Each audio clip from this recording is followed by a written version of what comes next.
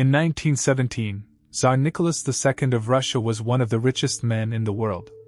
His fortune was estimated at over $45 billion in today's money.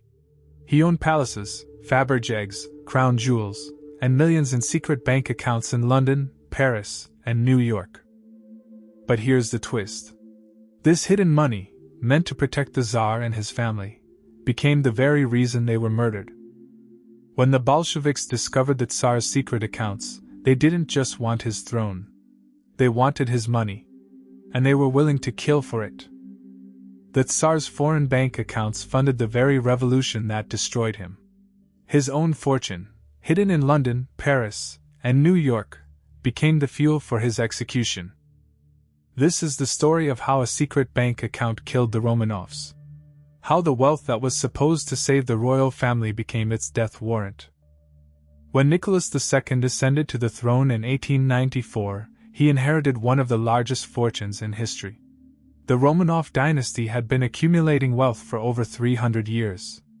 At its peak, the Tsar's fortune included $45 billion in today's money, stunning Fabergés, the Grand Imperial crown with 32,800 carats of diamonds, the Orlov diamond in the Imperial scepter, palaces, yachts, and trains beyond imagination. The Tsar's wealth wasn't just in Russia. He had millions in foreign accounts. The Bank of England, Barings Bank in London, private accounts in New York and Paris. But here's the problem with having a fortune that large. Nicholas was surrounded by advisors, corrupt courtiers, and the most infamous advisor of all, Grigory Rasputin. Rasputin and the Tsarina's inner circle manipulated the Russian state's foreign loans. They controlled the financial strings, and they used the Tsar's money for their own agendas. Most of the Romanov fortune was repatriated when World War I broke out. But some accounts remained open. Secret accounts, hidden accounts, and the Bolsheviks knew about them. Lenin and the Bolsheviks didn't just want political power. They needed money. And they knew exactly where to find it. According to historical sources, the Bolsheviks raised significant seed capital in New York. Foreign money funded the revolution. And where did that money come from? In part, from the Tsar's own hidden accounts.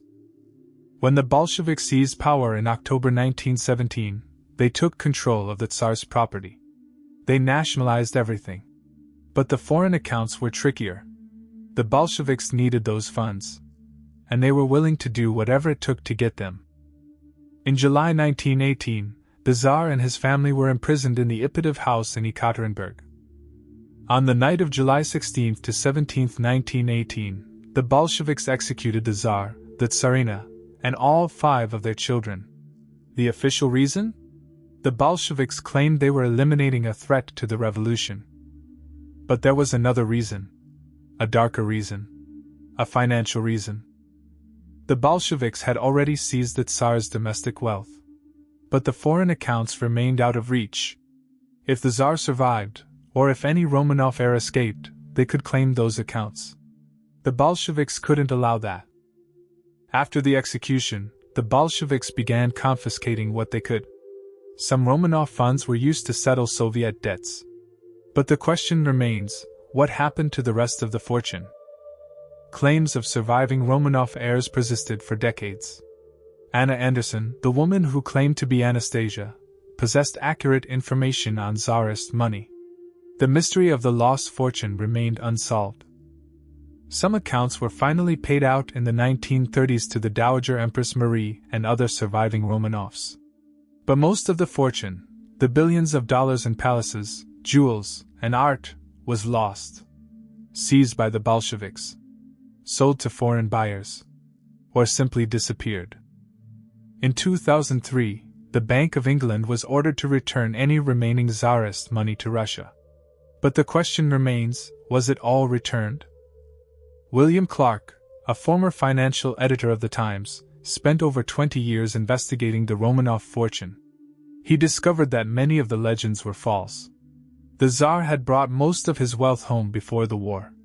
The remaining accounts were eaten up by inflation and debt. The money that was supposed to save the Romanovs didn't save them. it actually doomed them. The Tsars' secret bank accounts became the target of the revolution. The Bolsheviks needed that money, and they were willing to kill to get it. The story of the Romanovs is a warning about the dangers of secret wealth, about the corruption of power, about what happens when a dynasty is disconnected from the people it rules. Subscribe for more history. And remember, the truth is often stranger than fiction.